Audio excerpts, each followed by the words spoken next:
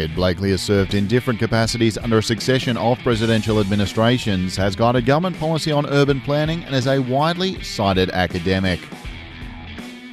My name is Sean Britton, and each week Ed and I have a chat about what's the latest news out of the United States, talking everything politics, planning and policy from sea to shining sea.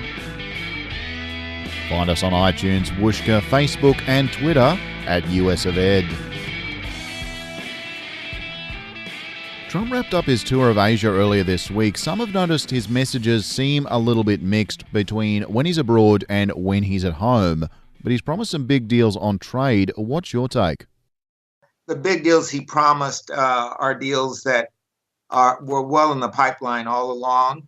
They won't make much of a difference in the U.S. balance of trade, but I'm glad he's keeping to his agenda, and it's important that he does so.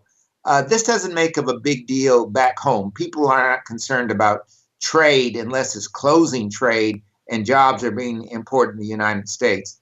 I think this didn't get a bump on his ratings, but it's a good thing to do. There was a lot of flattery going on during the tour, a lot of fanfare for Trump in the various nations.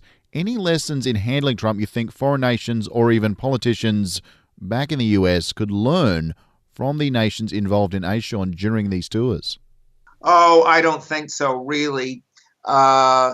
He is not a person who you can flatter or do anything with and make sure it'll do you any good later on.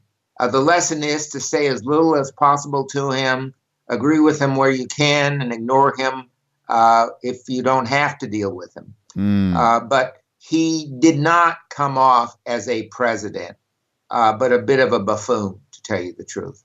Speaking of, North Korea have sentenced Trump to death for insulting their leader, Kim Jong-un, by hinting he might think Kim Jong-un is short and fat, as well as probably the ongoing nickname Little Rocket Man. US presidents, they've not been popular in North Korea, but what do you think it says for Trump's latest international diplomacy? Well, it doesn't say much about Trump at all. It just says he keeps going on what he's going on.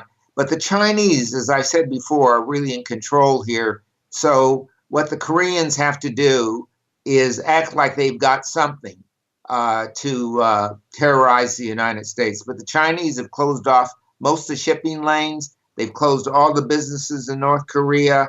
The Chinese are really in charge. And Trump is on the sidelines, even with North Korea. Looking at issues back in the United States, the GOP's tax plan has been the next big focus for Trump and for the Republicans, and it's been fairly unpopular, giving cuts away to the big end of town at the expense of the middle class. Republican Senator Ron Johnson has now flagged he won't vote for it, and surely, if you have one willing to say so in public, there must be others on the fence.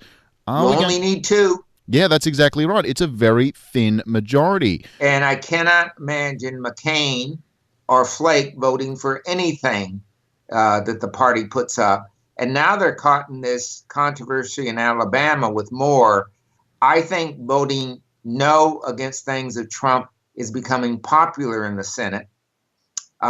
So I'm not saying they won't get a tax bill. It just won't be this one. Are we going to see another repeat of the Republican tribulations on healthcare? Yes, we are. And there will be some kind of tax bill, but it'll look like pretty much the tax bill that Obama wanted, which reduces the corporate tax rates, keeps pretty much everything else in place, and in fact does more for the poor. Now, I just want to go back to something you mentioned there a moment ago. Alabama Republican Senate candidate Roy Moore, he's been accused of sexually harassing and pursuing or assaulting women as young as 14 years old. The Attorney General Jeff Sessions, he's called some of the allegations credible, and it's sparked an avalanche of, bizarre defenses from some quarters and Republican calls for him to stand aside in others. What's your take? Well, I think the Republicans have a lose-lose here. If he runs and wins, they can't seat him as a member of the Senate. So he won't have a vote anyway. If he runs and loses, then a Democrat takes the seat. So really, they're really in a pickle because he's doing damage to the Republican name. These women sound very credible. The incidents are too similar in their nature, and I'm sure there will be some direct evidence of what they are saying coming out very, very soon. And going back abroad for a moment, Robert Mugabe, the Zimbabwe dictator, he's getting on in years and I believe was looking to hand power over to his wife. Now, the military has seized power, insisting it's not a coup, but it certainly looks like a coup, it walks like a coup, it quacks like a coup. Any thoughts and relations back to the U.S.? Well, I think there are some big movements here. The U.S. has been trying to get him out for years. And I think what's happened with some other moves in Africa, it's getting pretty clear that that government could not survive and get any help from even the black governments anymore nearby, like the other governments right next door to them. So it's like South Africa.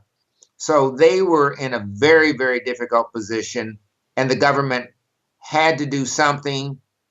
He refused, so the military's taken over. I would think there'll be elections within the next couple of weeks, and the opposition leader will win.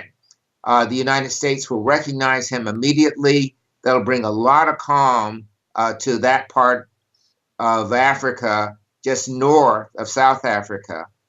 And I suspect, in spite of what people are saying, if you know there are U.S. soldiers in Africa, the U.S. is playing a bigger and bigger role in Africa. Finally, we spoke about Robert Mueller and his pursuit of Michael Flynn and his son last week. Now, more stunning allegations coming out that Flynn may have been involved in a scheme to kidnap a Muslim cleric living in the US and deliver him to Turkey in exchange for cash. What's the latest in the Mueller investigation? Well, that investigation is going on. I don't think that particular issue will do any more than put pressure on him because somebody in that restaurant where these discussions were being made overheard it. He had no chance of kidnapping that man and removing him. And the offer was an offer, but the chances of executing it were very small. This is just putting additional pressure on him regarding the amount of time he can spend in jail if he doesn't do something, and his son will go with him. But more importantly, it looks like Trump Jr. is in big, big trouble with Wikipedia. So this man has not come clean with anybody unless he's pressed. And Kushner equally has not come clean. So I would anticipate some indictments, really relatively small indictments, lying to the FBI, et cetera, coming down on Trump's son and Kushner. The pressure on the president will be enormous because if he tries to interfere with that, he's in big trouble. So what is he doing? He's trying to get another independent counsel to investigate the Clintons. The Clintons are old news. What if the Clintons did something? Whatever they did is such old news, so little can be done about it, that it's just another big diversion. Sessions is doing this to save his job, but I don't think his job is savable at this point. Yeah, the thoroughly disproven Uranium-1 conspiracy surrounding Hillary Clinton. This is basically being done to satisfy Trump, satisfying the right-wing media who have been calling and calling, claiming there is this big conspiracy cloud hanging over this one. But really, is it going to be anything more than a distraction?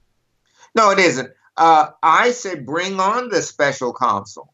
And you don't have to make the special counsel a congressional special counsel. Anytime Sessions or the Deputy Attorney General want to have a special investigation, they can. Bring it on. Maybe the FBI leads it. Bring it on. That will in no way interfere with Mueller's track to get the real bad guys. Ed and I'll be back next week to talk the latest on American news and politics. Subscribe on iTunes and Whooshka to stay up to date and show us some love on Facebook and Twitter at US of Ed.